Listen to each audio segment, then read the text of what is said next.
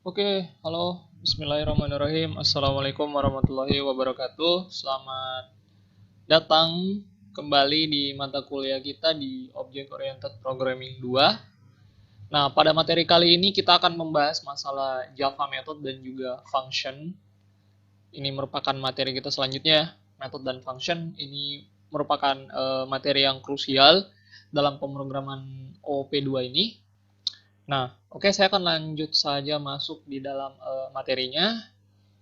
Oke, saya akan jelaskan sedikit ya. Yang pertama, masalah metode ya atau metode dalam bahasa Indonesia. Nah, metode ini merupakan blok kode yang akan dieksekusi dalam bahasa pemrograman. Jadi kalau adik-adik sering melihat ya, kalau di dalam bahasa pemrograman ada seperti void main ya, void main dalam kurung seperti ini, balas kurung ya seperti ini. Nah, ini merupakan sebuah metode ya. Jadi ini merupakan sebuah metode yang ada pada sebuah kelas objek. Nah, kalau adik-adik biasa melihat kelas objek, terus di dalam kelas objeknya ada tertulis void, nah, biasa ada private void main, nah seperti itu. Nah, itu merupakan sebuah kelas objek. Jadi semua kode yang ada di dalam sini, di dalam sebuah void main ini, nah ini semua yang akan dieksekusi ya. Jadi apapun yang kita tuliskan di dalam sini, ini akan dieksekusi oleh bahasa pemrograman. Nah, untuk sintaksnya sendiri seperti ini ya. Untuk sintaksnya sendiri itu pasti akan diawali dengan void. Void. Nah, terus di belakangnya kita bisa ngasih scope ya, seperti misalnya private. Entah dia private void, apakah dia protected void, apakah dia public void. Nah, itu tergantung dari hak akses ya, atau private. Apa namanya istilahnya? Dia lebih ke arah aksesnya. Jadi kalau public itu dia aksesnya bisa di seluruh kelas, terus ada juga private dan juga ada protected ya. Nah, ini kita akan pelajari nanti di OOP selanjutnya, tapi saya intermezzo saja tadi. Nah, di bagian sini kita bisa lihat nama dari metode ini namanya main ya. Jadi bagian main ini merupakan namanya. Nah, jadi main ini sebagai nama, void ini sebagai pembentuk ya, sebagai konstruk. Jadi ini merupakan sintaks yang membentuk bahwa dia ini sebuah metode. Jadi sama saja kayak kita membuat sebuah tipe data ya. Kalau tipe data seperti apa? Kalau misalnya tipe data integer A ya seperti itu ya. Nah, ini sama ini. A ini merupakan namanya. Nah, A ini merupakan namanya, terus integer ini merupakan tipe data. Nah, sama juga dengan void atau metode. Jadi metode itu akan diklasifikasikan dengan kata void. Oke, kita akan masuk ke codingannya karena berhubung materi kita ini coding ya. Materi kita ini mengenai coding, jadi tidak usah terlalu banyak berteori kita ya. Nah, ini kita bisa masuk di dalam Java NetBeans kita. Di sini kita bisa lihat ya. Di sini ada deh ya. Ada deh bisa lihat public static void main. Nah, ini merupakan sebuah metode utama. Jadi sebenarnya ini merupakan metode utama programnya atau metode utamanya ya. Jadi semua yang bersifat void main ini merupakan metode yang akan diakses pertama kali atau metode yang paling pertama diakses. Yang pertama dieksekusi. Jadi apapun yang kita kasih masuk di sini akan dieksekusi ya. Seperti yang kita pelajari kemarin. Nah, untuk membuat sebuah metode baru, kita bisa melakukan dengan menuliskan seperti ini. Jadi kita bisa tuliskan dulu static public atau apa private public, kita tulis saja static di sini void. Static void. Nah, kita bisa namakan misalnya metode 1. Nah, jangan lupa seperti ini. Nah, ini merupakan sintaksnya ya. Jadi ada static void metode 1 dalam kurung balas kurung ya. Oke, terus bracket. Nah, ini merupakan cara membuat metode atau sintaks dari metode. Nah, apapun yang kita tuliskan di sini, maka itu akan menjadi blok program dari metode 1. Jadi saat metode 1 kita panggil atau metode 1 ini kita eksekusi, maka apapun yang ada di dalam sini ini akan tereksekusi. Misalnya saya tuliskan sistem titik sistem titik out titik print line ya. Misalnya di sini metode 1 dieksekusi seperti ini ya. Nah, jika saya panggil metode 1 atau saya akan eksekusi metode 1, maka yang akan tereksekusi adalah ini ya, sistem out titik print line titik metode 1 dieksekusi ya. Nah, kita akan coba jalankan programnya.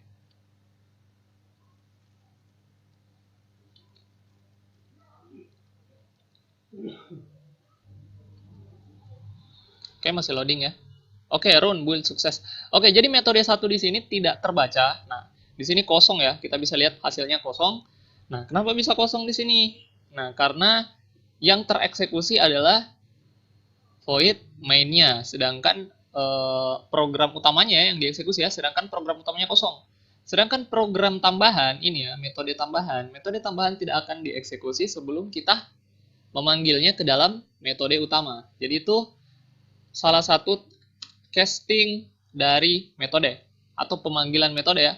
Jadi sebelum bisa metode tambahan itu bisa dipakai atau dijalankan, kita harus memanggilnya di metode utama. Nah, jadi kita akan coba panggil metode utama, metode tambahan tadi. Misalnya metode 1 kita mau panggil ya.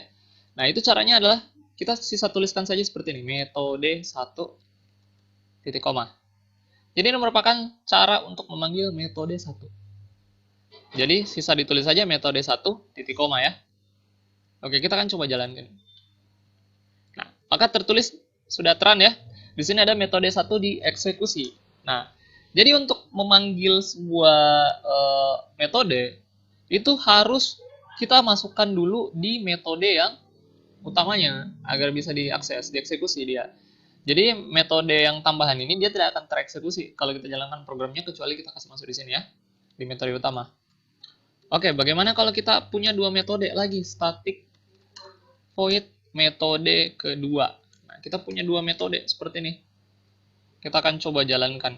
Kalau metode kedua dia integer A sama dengan 1, integer B sama dengan 3, integer C sama dengan A ditambah B, terus sistem titik out titik print line.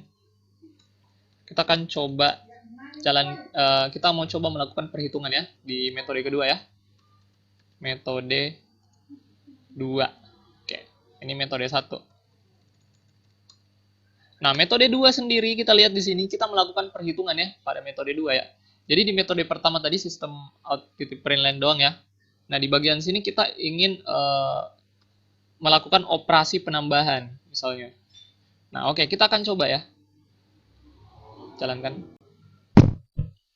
Oke, metode 1 dieksekusi. Kenapa masih metode 1 dieksekusi? Karena kembali lagi ya, metode 2 harus bisa dijalankan kalau kita panggil dia. Metode 2 ya seperti ini. Jadi dipanggil ya. Oke, kita akan coba jalankannya. Coba. Nah, di sini sudah ada ya 4. Adik-adik bisa lihat hasilnya 4. Nah, ini kenapa? Karena di bagian metode 2 sudah terpanggil. Di mana 1 itu A ya. A sama dengan 1. B sama dengan 3. C sama dengan A tambah B. Artinya 1 tambah 3. Terus kita print nilai C. C tadi itu, ya itu tadi. A tambah B. 1 tambah 3. Jadi hasilnya adalah 4. Nah, itu untuk pemanggilan metode ya. Pemanggilan metode. Oke, selanjutnya kita masuk ke bagian fungsi. Nah, kita akan masuk ke bagian fungsi. Tunggu, saya ganti dulu layarnya ya. Oke, itu tadi masalah metode. Simple ya, gampang ya metode ya. Bisa dibuat ya. Nah, kita masuk ke bagian kedua yang itu bagian fungsi. Nah, ini merupakan blok kode yang sama seperti metode. Jadi sebenarnya fungsi ini sama saja sama metode ya. Namun perbedaannya di sini adalah fungsi dapat mengembalikan data objek. Jadi dia dapat mengembalikan data. Nah, jadi kalau saya ibaratkan itu, kalau misalnya metode tadi ya, metode, nah di sini, dia tuh kegiatannya namanya mengerjakan atau to do ya. Jadi dia kegiatannya itu adalah mengerjakan. Sedangkan kalau kita lihat masalah fungsi, fungsi ini kegiatannya adalah mengambil. atau to get ya. Jadi ini bahasa saya saja. Adik-adik boleh pakai boleh tidak. Cuma kalau saya sendiri, fungsi itu saya gunakan untuk mengambil data, sedangkan metode itu saya gunakan untuk mengerjakan data ya. Nah, oke, apa perbedaan dari fungsi dan juga metode? Nah, untuk sintaks sendiri, sintaksnya fungsi. Jadi sintaksnya untuk fungsi itu dia agak berbeda dari metode. Nah, kalau metode tadi kita akan pakai void. Jadi misalnya kelas objek ya. Kelas objek seperti ini, bracket ya. Misalnya kelas objek 1. Nah, kalau tadi metode kita pakai void main seperti ini. Nah, misalnya seperti ini. Nah, maka untuk membuat sebuah fungsi, kita tidak akan menggunakan void, tapi menggunakan objek data. Nah, objek data itu seperti apa? Kita bisa menggunakan tipe-tipe data yang ada. Contoh, misalnya, saya mau mengambil nilai integer. Berarti saya tuliskan integer nilai dalam kurung seperti ini. Oke. Jadi ini merupakan cara membuat sebuah fungsi. Jadi ini merupakan objek data, objeknya di sini ya. Tipe objeknya di sini.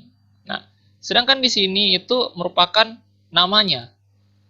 Jadi ini merupakan objeknya ya. Jadi integer ini merupakan tipe data objeknya dan juga nilai ini merupakan namanya. Jadi bisa dibedakan ya, integer ini merupakan tipe objeknya, nilai ini merupakan nama dari fungsi. Nah, apapun yang kita masukkan di dalam sini, di dalam integer nilai ini, itu yang akan tereksekusi.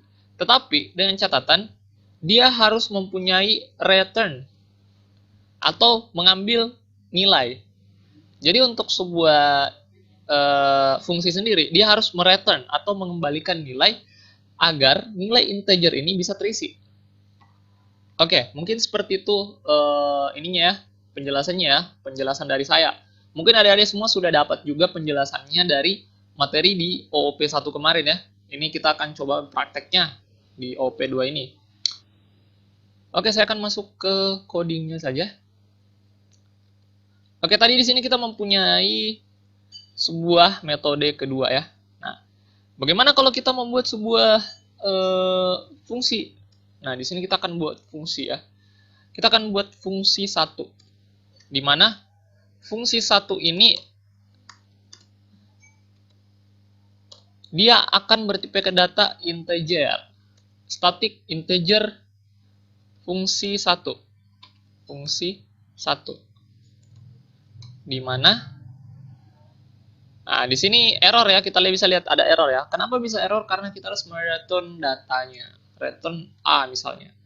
Nah, kita akan coba kasih nilai AA sama dengan 5. Jadi seperti ini. Oke, apa yang terjadi nih? Create local variable. Oke. Integer A sama dengan 5. Jadi, fungsi 1 ini akan mengembalikan nilai dari A. Return A atau return 5. Bisa juga langsung ditulis aja ya. Return 5 ya, seperti ini. Nggak usah pakai variabel lagi. Jadi misalnya seperti ini. Static integer fungsi 1 return 5. Berarti kita akan mengambil angka 5 dari fungsi 1. Itu nilai yang akan di return oleh fungsi 1. Nah, untuk pemanggilannya sendiri, kita akan mencoba pemanggilannya ya. Nah, untuk metode tadi, kita sisa langsung saja tulis ya. Seperti metode 1, buka kurung, tutup kurung, titik koma untuk mengeksekusinya. Nah, berbeda dengan fungsi, kita geser ke atas fungsi ya. Nah, berbeda dengan fungsi sendiri di sini kita bisa taruh di dalam sebuah variabel. Jadi, fungsi ini akan mengembalikan data dan kita akan bisa menyimpannya dalam variabel. Contoh misalnya, saya akan membuat sebuah variabel yang namanya oke, kita skip dulu metodenya ya. Kita jangan eksekusi dulu metodenya. Oke, kita coba jalankan dulu. Oke, kosong ya, programnya kosong. Oke, kita akan coba buat sebuah variabel dengan nama integer angka saya. sama dengan 0. Nah, saya mau print nih angka saya. Jadi kita coba sistem titik out titik print line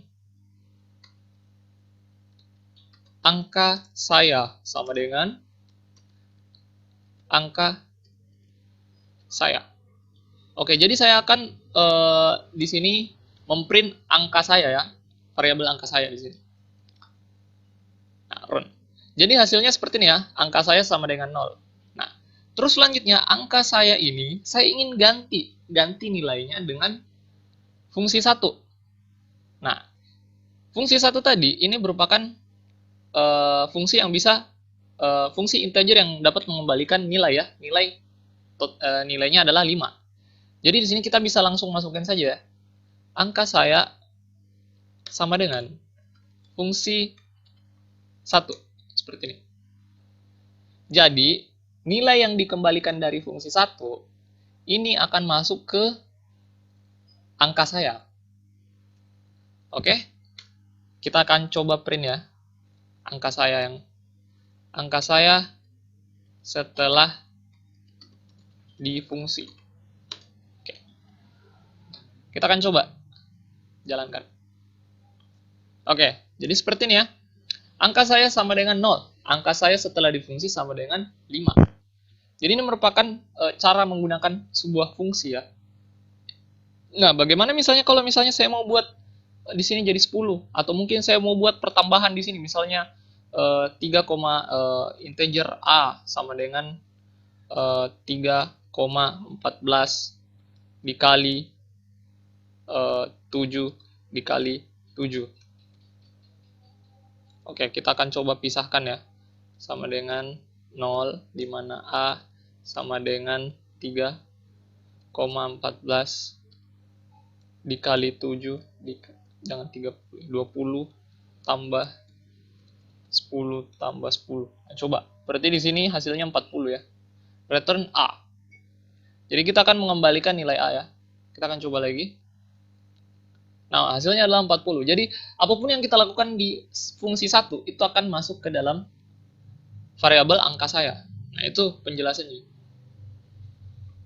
Oke, di sini sudah ngerti ya masalah fungsi ya. Jadi, fungsi itu dapat mengembalikan sebuah nilai. Jadi, apapun di sini ya, bisa integer, bisa string, bisa juga berupa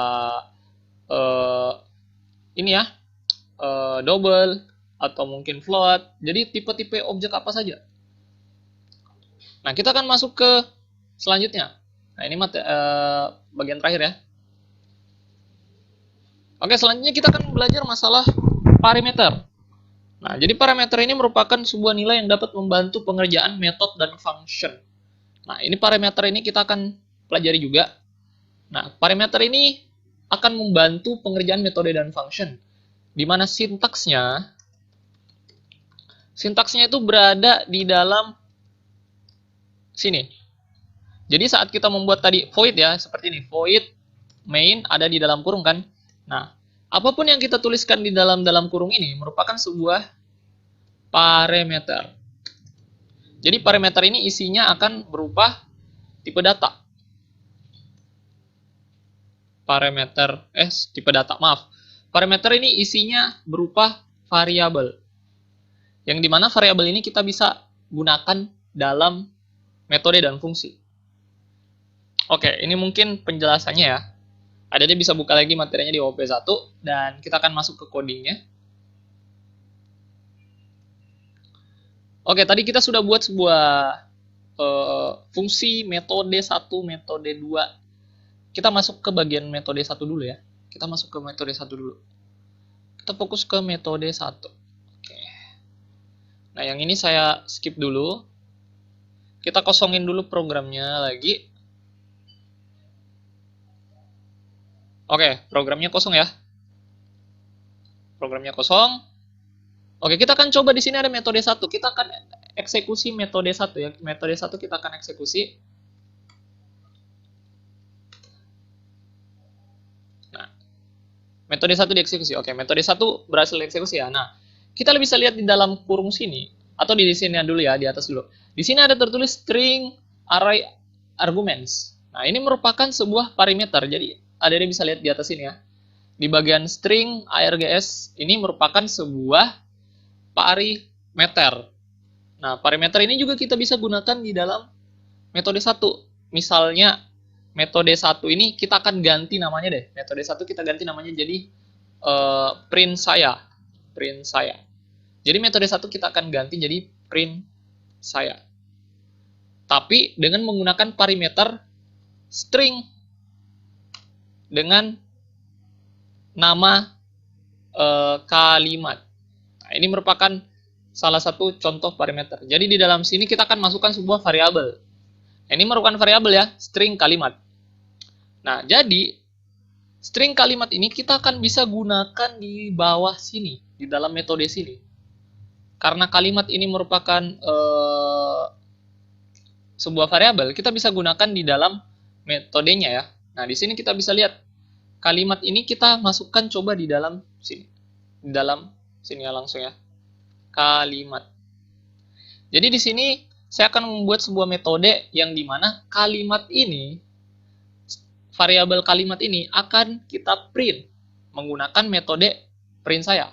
Nah, di sini kita bisa lihat ada error ya di bagian print saya. Kenapa bisa error? Karena di sini sudah mempunyai parameter. Oke, parameternya kita akan coba masukkan di sini. Parameternya minta string ya. Kita masukkan nilai string. Berarti kita akan masukkan nilai string di sini. Nah, titik 2 begini ya.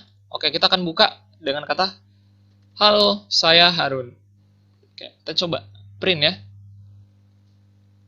Oke, akan tereksekusi ya. Halo, saya Harun. Jadi ini merupakan sebuah sangat membantu sekali ya untuk menggunakan parameter pada sebuah metode. Dimana kalau kita mau mengerjakan sesuatu kayak seperti ini, void print saya. Nah, maka kita harus langsung saja ya, print saya dalam kurung Harun. Terus kita coba lagi, print saya. Ini mata kuliah OOP 2. Oke, coba misalnya kita lihat. Halo, ini mohon maaf, error. Titik komanya kurang, guys. Mohon maaf. Halo, saya Harun. Ini mata kuliah OOP 2. Nah, seperti ini ya. Jadi metode 1 itu kita bisa mengembalikan maaf. Jadi metode print saya ini kita bisa masukkan sebuah parameter. Parameternya kita masukkan di mana? Kita masukkan di dalam sini. Nah, ini merupakan nilai dari variabel kalimat. Oke, sudah paham ya? Jadi apapun yang kita tuliskan di sini di dalam kurung print saya, ini akan menjadi bagian dari nilai dari string kalimat, di mana kalimat ini kita akan masukkan di sini ya. Nah, terus bagaimana kalau misalnya kita mau buat print saya ini jadi kita olah dulu, Pak? Oke, bagaimana kalau kita olah lagi kalimatnya? Kita buatkan coba string hasil, misalnya sama dengan kalimat ditambah. Kita akan coba tambah stringnya ya. Saya tambahan. Jadi misalnya seperti ini ya. Jadi misalnya setiap tulisan ini saya mau tambahin lagi ya. Saya tambahan seperti ini. Jadi misalnya saya mau buat seperti ini, kita akan coba. Nah, jadi setiap kalimat ini akan ada tambahannya. Saya tambahan, saya tambahan. Nah, jadi kalimatnya kita olah lagi di bagian metodenya ini. Nah, ini yang membantu sekali dalam pemrograman. Karena kita menggunakan metode. Nah, mungkin metode dengan parameter gampang ya. Sudah ngerti semua ya. Menggunakan metode. Nah, ini sangat membantu sekali dalam pemrograman. Oke, kita akan masuk ke fungsi ya. Bagaimana kalau fungsi memiliki parameter? Oke, di sini ada fungsi ya. Kita akan coba naikkan fungsinya. Kita akan coba naikkan fungsinya. Kita akan hapus print saya. Kita kosongkan dulu programnya ya. Oke, seperti ini. Nah, di sini static integer fungsi. Nah, fungsi 1 kita akan coba ubah dia dengan menjadi sebuah ini ya, nama lain. Misalnya saya mau buat sebuah fungsi yang dimana nilainya itu akan dikali 10. Jadi kita akan kalikan dia menjadi 10. Atau kita kalikan dia dengan nilainya sendiri ya. Jadi kayak kali 2 lah. Oke. Kali. Kita akan ubah di sini static integer kalikan 2. Nah, di sini kita akan masukkan sebuah parameter. Parameternya di sini kan dia mengembalikan nilai integer. Jadi kita coba masukkan di sini nilai integer juga lah. Integer nilai. Nah, jadi nilai yang kita masukkan di dalam fungsi ini, kita akan ubah dia. Jadi kali 2. Nah, kita akan coba ya. Integer A sama dengan 0. Kita akan ubah di sini jadi nilai dikali 2. Terus kita akan return dia. Integer A sama dengan nilai kali 2. Jadi misalnya di sini jadi 5. 5 kali 2 jadi 10 ya. Nah, bagaimana tadi pengambilan fungsi? Kita akan coba dengan menggunakan integer angka saya. Sama dengan 0. Kita sistem. Kita di sini sudah ada print saya ya, jadi nggak usah pakai sistem lagi. Saya panggil saja print saya dalam kurung angka saya. Di sini harus toString ya. Kita tambahkan ini deh depannya. Seperti ini. Nah, kenapa ini? Create loper angka saya, integer angka saya. Salah variabel saya. Oke, di sini. Jadi angka saya kita langsung saja print saya karena saya sudah ada tertulis inter ya. Jadi kita langsung bisa ngeprint dia. Tak usah tulis sistem titik print line terlalu panjang. Jadi saya cuma buat metode print saya saja. Nah, ini udah bisa mengakomodir ya. Mengakomodir kita punya ini. Kita punya kebutuhan. Jadi coding yang panjang kita sederhanakan. Nah, di sini integer angka saya sama dengan 0. Nah, terus sini angka saya mau ganti jadi kalikan 2. Oke, jadi kalikan 2 dengan parameter misalnya angka saya 5 misalnya. Oke, ini kenapa ini? Metode kalikan 2 integer. Integer nilai-nilai. Oke. Sudah benarkah ini? Kalikan 2. Mohon maaf. Kalikan 2 ya, bukan 2 nomor, ternyata kalikan 2 seperti ini. Nah, terus selanjutnya saya akan print saya lagi. Terus angka saya. Oke, seperti ini. Kita akan coba ya. Oke, 0. Saya tambahan 10 sama yang saya tambahan. Kok ada saya tambahannya? Yang ini ya. Saya tambahan. Mohon maaf. Oke, kita ulang. 0, 10. Jadi seperti itu ya. Jadi di sini kenapa bisa jadi 10? Karena 5 dikali 2 nilainya 10. Nah, bagaimana kalau di sini kita mau kalikan angka saya dengan angka saya lagi? Jadi angka saya sama dengan kalikan 2 angka saya.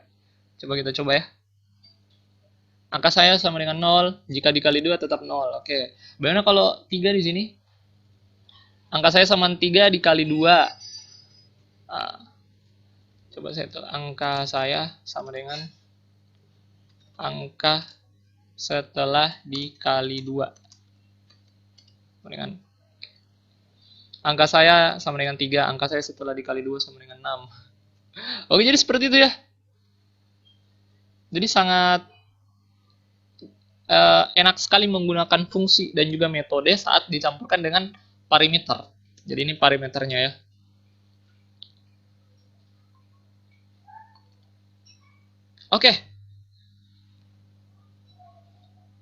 Oke, mungkin sampai di situ dulu untuk materi kita di pertemuan 7 OP ini, di mana kita mempelajari tentang metode dan function, dan juga cara pemanggilannya, dan juga parameternya untuk membantu. Nah, jika ada pertanyaan, silahkan tuliskan di komentar, atau tidak, adik-adik bertanya langsung juga boleh di grup WhatsApp kita. Mungkin sekian dari saya, terima kasih. Untuk tugasnya, ada tugas ya. Jadi untuk tugas itu ada tugas di mana adik-adik akan membuat program Java dengan tema apapun. Misalnya menghitung nilai luas segitiga, menghitung penjualan, dan lain-lain. Nah, dengan minimal mempunyai 3 buah metode dan fungsi di dalamnya. Jadi minimal ada 3 metode atau fungsi di dalamnya. Nah, proyek tugasnya harus sesuai dengan nama dan juga nim mahasiswa kalian. Dimana penulisannya bisa seperti ini ya. Misalnya nama, misalnya Nuraini. Nuraini, garis bawah NIM-nya, misalnya 20, 20 seperti itu ya, selanjutnya ya. Oke, sampai selesai. Nah, itu untuk nama projectnya ya. Jadi nama projectnya harus seperti itu. Nah, saya tidak sarankan untuk copy paste tugas temannya biar adik-adik bisa belajar. Terus selanjutnya tema tiap individunya mesti berbeda. Jadi misalnya menghitung nilai, satu menghitung nilai bangun datar, satunya bangun ruang, satunya segitiga. Jadi tidak boleh ada yang sama ya. Terus selanjutnya jika ada codingannya yang sama ya, jika ternyata temanya sama ya, maka codingannya saya cek. Jadi kalau temanya sama, codingannya saya cek. Nah, jika codingannya ternyata berbeda, maka aman ya, saya tidak akan bagi dua. Tetapi jika sama, maka nilainya akan dibagi dua. Nah, jika kalau ada dua orang yang sama, jadi nilainya akan dibagi dua. Kalau dapat 80 ya 40-40. Nah, jika ada 3 orang yang sama, maka kita akan bagi 3, dan seterusnya ya. Mungkin seperti itu tugasnya. Saya sangat tidak menganjurkan copy paste seperti tugas-tugas sebelumnya. Saya lihat banyak sekali adik-adik yang copy paste tugas temannya dan juga mungkin masih kurang mengerti, kurang mempelajari tentang codingan yang sebenarnya dari mata kuliah ini. Jadi saya mohon harap di bagian metode dan fungsi ini benar-benar dipelajarin, resapin baik-baik, karena ini sangat esensial di dalam pemrograman orientasi objek ke depan. Karena kita akan banyak menggunakan metode dan juga fungsi. Oke, sekian, terima kasih dari saya. Assalamualaikum warahmatullahi wabarakatuh. Mohon maaf jika ada salah kata dan juga kekurangan dari materi saya. Sekian, terima kasih. Saya pamit dan jangan lupa untuk like, komen ya. Kalau bisa ya, tambah-tambah komen dan juga like dari video saya ini.